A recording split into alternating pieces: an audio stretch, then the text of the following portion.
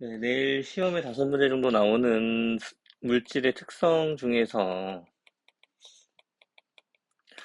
순물질과 혼합물 두 가지를 다시 한번 설명을 합니다. 네, 순물질은 뭐를 순물질로 이야기를 하면 한 가지 물질로 이루어진 물질을 순물질이라고 이야기를 하는데, 요거는 뭐랑도 관련이 있냐면은 분자라고 하는 개념하고도 사실은 관련이 있다. 한 가지 분자로만 이루어진 물질 이렇게 생각을 해도 괜찮다라고 이야기를 했었고요. 이 분자 때문에 우리가 이 분자의 정의 자체를 물질의 성질을 가지는 가장 작은 입자, 가장 작은 입자이니까 얘네들이 이 가장 작은 입자가 여러 개 모여 있는 그런 물질을 순물질이라고 이야기를 해도 이제 상관이 없는데, 이 순물질은 두 가지로 나눠요. 호돈소 물질이라고 하는 이름하고요. 호원소 물질, 지구 호돈소 물질. 그다음에 화합물이라고 하는 걸로 나누는데, 이 호돈소 물질은 H2N2, 뭐 Cu, Au, 금이죠. 이거는 구리고, 음, 이렇게 되는 그한 가지 원소로만 이루어진 물질, 이렇게 생각을 할 수가 있을 것 같아요.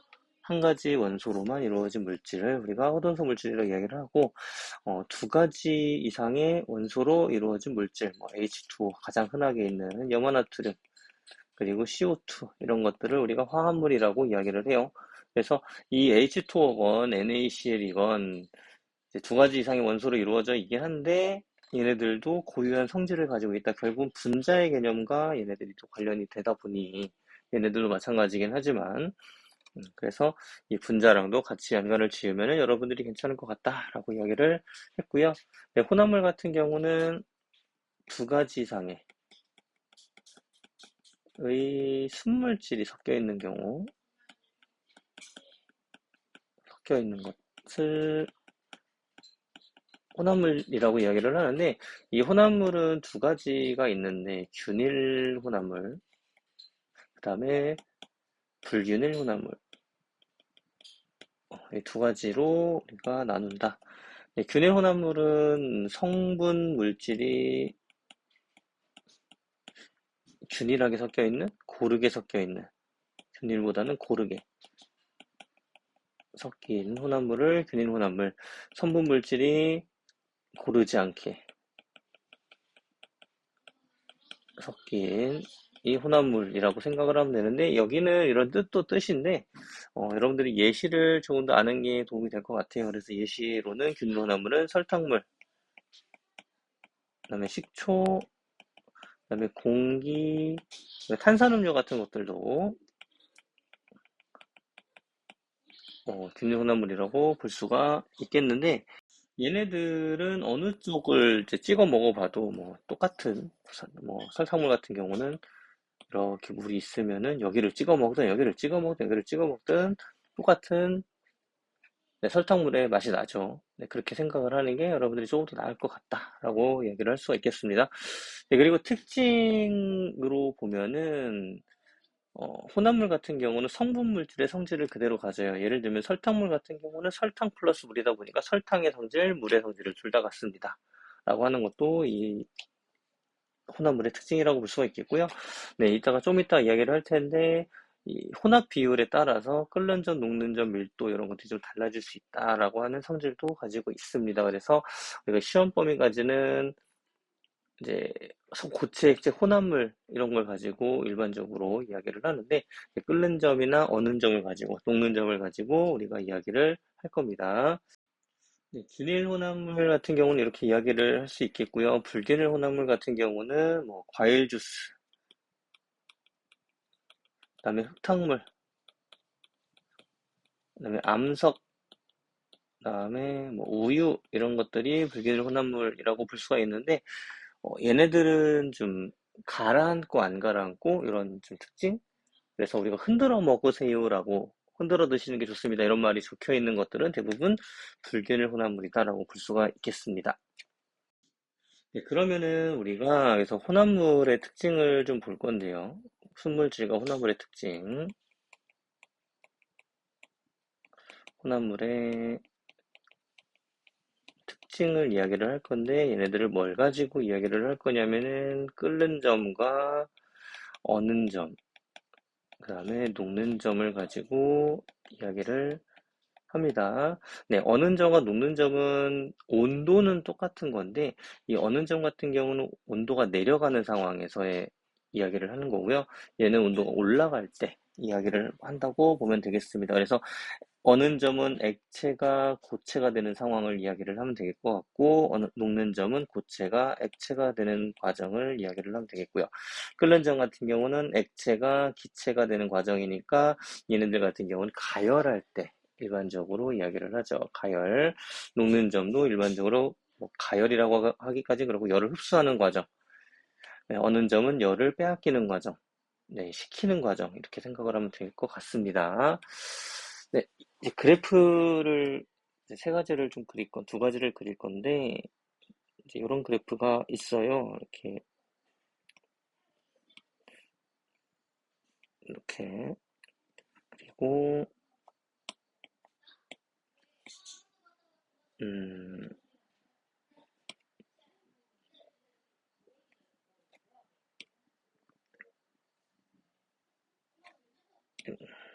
이런 식으로, 아이고, 잘못 그렸다. 이런 식으로. 네, 그래서 이쪽이 시간, 가열 시간이라고 보면 되겠습니다. 가열. 이쪽이 온도. 이쪽은 냉각 시간. 여기는 온도. 네, 이렇게 볼 수가 있는데, 일반적으로 예시를 들 때, 요거를 우리가 얘도 물, 그 다음에 얘를 소금물, 네, 소금물, 네, 이렇게 이야기를 해요. 네, 그래서 우리가 순물질과 혼합물을 구별을 하는 방법 중에 하나가 끓여보든지, 아니면 뭐 얼려보든지, 아니면 녹여보든지, 네, 이렇게 해보면은 일반적으로는 구별이 가능한데, 그래프의 모양을 좀 보면은 끓는 점, 요 첫 번째 것만 우리가 이야기를 한번 해보면은, 물 같은 경우는 이제 평탄한 구간이 하나 나타나는데, 이걸 우리가 끓는 점이라고 이야기를 해요. 근데 소금물 같은 경우는 평탄한 구간이 있지도 않고, 온도가 끓는 점보다 조금 높은 곳에서 끓기 시작을 해요. 네, 이런 특징을 좀 가지고 있어요. 그래서 이걸 가지고 설명을 할 건데, 얘네들이 그럼 왜 그러냐? 우리가 소금물 같은, 혼합물 같은 경우는, 소금물은 소금 플러스 물이죠. 네, 소금 플러스 물인데 이 물이라고 하는 것은 원래 100도씨에서 끓어야 돼. 근데 조금 더 높은 곳에서 끓이죠. 이 높은 곳에서 끓인다라는 거는 얘네들이 높은 곳에서 뭐 100, 뭐 3도씨 이런 데서 끓는다는 건데 이렇게 되는 거는 액체가 기체로 변해야 되는데, 그러니까 물이 수증기로 변해야 되는 상황인데 뭐가 지금 방해를 하고 있는 거냐면은 이 소금이 방해를 하는 거야. 얘가 방해를 해.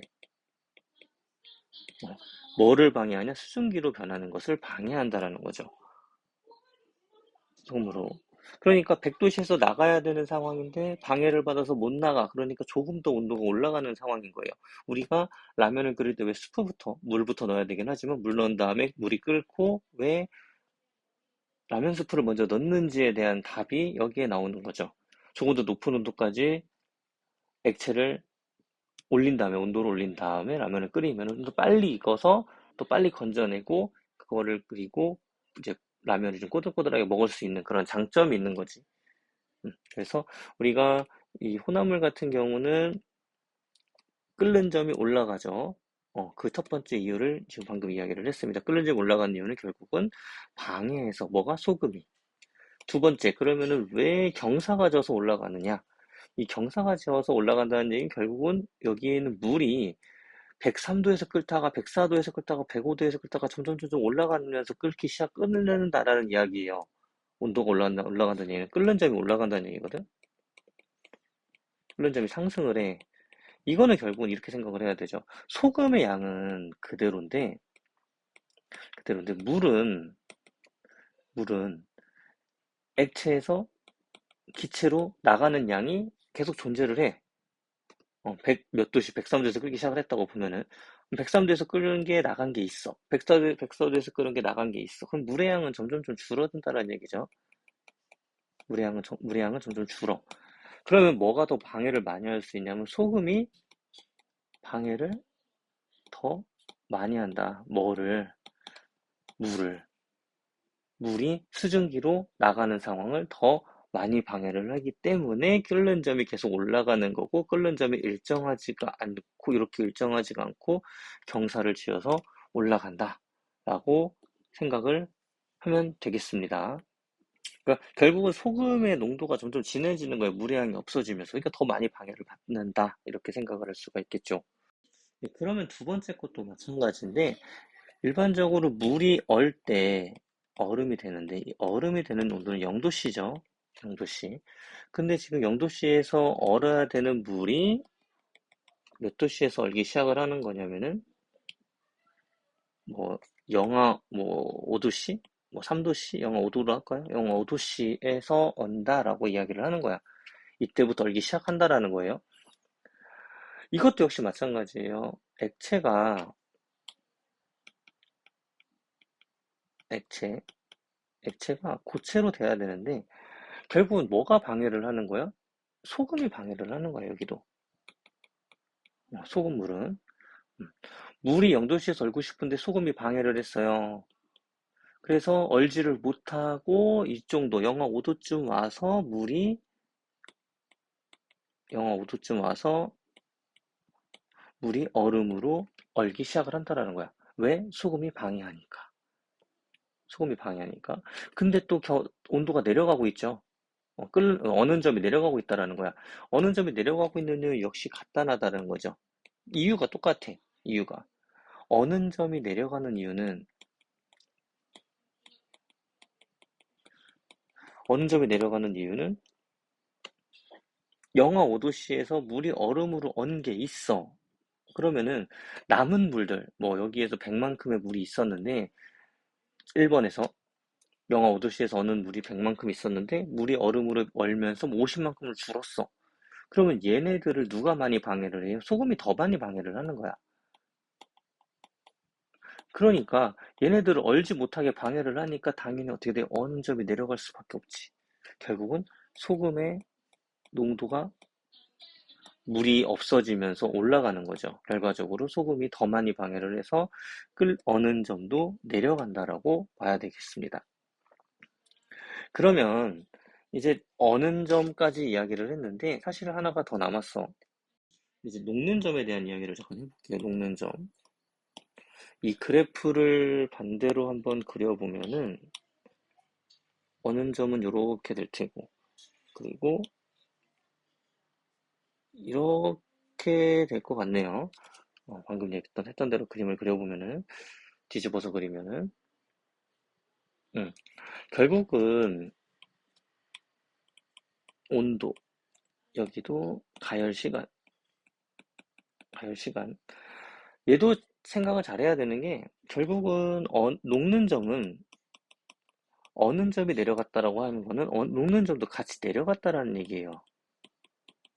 왜 그러냐면 온도 자체는 똑같거든. 온도의 값은 물의 어는 점은 0도, 얼음의 녹는 점은 0도. 이렇게 생각을 하면 돼서 여기는 여러분들이 이렇게 생각을 좀 해도 될 것 같아요. 녹는 점이 내려가야 일반적인 혼합물은 이 녹는 점이 내려갔다라는 거는 더 빨리 녹는다라는 얘기야. 더 빨리. 그래서 뭐 주석하고 납하고 섞은 땜납 같은 경우는 더 빨리 녹기 때문에 더 유리한 거죠. 뭐가 유리해? 더 빨리 녹여서 낮은 온도에서 녹여서 뭔가 내가 전자기기들을 뭐 이게 연결을 하려고 하니까 높은 온도에서 가열을 하면 그만큼 시간도 오래 걸리는 그런 단점이 있는 거니까 그래서 이렇게까지 쭉 이야기를 해봤습니다. 그래서 마지막으로 이제 예시를 하나 들 건데 끓는 점이 올라가는 경우 혼합물일 때 그리고 어는 점이 내려가는 경우 혼합물일 때 혼합물 그 다음에 녹는 점이 점이 내려가는 경우 한 가지씩 좀 이야기를 해보면은 일반적으로 끓는 점이 올라가는 경우를 활용을 할 때 어떻게 활용을 하냐면은 이제 달걀 삶을 때 물에 소금을 넣어서 달걀이 좀 높은 온도에서 가열이 되게 더 빨리 삶을도록 돕는다. 뭐 달걀 삶을 때 두 번째 라면 스프 이건 뭐 얘기 안 해도 알겠죠. 음, 라면 끓일 때 물 끓은 다음에 스프를 먼저 넣는 경우가 있다. 이렇게 이야기를 할 수가 있겠고요. 달걀 삶을 때 소금 넣는 경우. 근데 어느 점이 낮을 때 이용하는 케이스는 우리가 눈이 쌓인 돌에 염화칼슘 넣는 경우가 있어요. 염화칼슘. 제설제라고 하는 게 있는데 얘네들이 눈이 오면은 걔네들이 녹고 나서 그 다음날이 되면은 얼어버려요. 바닥이 빙판이. 그래서 그 전에 얘네들을 뿌려버리는 거야. 그래서 어는 점을 낮추죠. 원래는 물만 있으면 얼음만 있으면 물만 있으면 0도씨에서 얼어야 되는데 이 0도씨에서 오는 거를 영하 한 5도씨에서 얼게 만들면은 이만큼의 여유가 생기는 거지. 영하 한 3도가 되더라도 빙판이 안 되는 그런 일이 발생을 하는 거죠. 네, 그리고 뭐 자동차의 뭐 부동액이나 얼리지 않는 그리고 뭐 워셔액이라고 하는 게 있는데 이런 것들도 어, 얼지 않게 혼합물을 만들어서 활용을 한다. 이렇게 볼 수가 있겠습니다. 가장 흔한 예는 염화칼슘 제설제라고 보면 되겠어요. 네, 녹는 점이 낮을 때 유리한 케이스는 일상생활에 활용하는 거는 우리가 땜납이라고 하는 게 있어.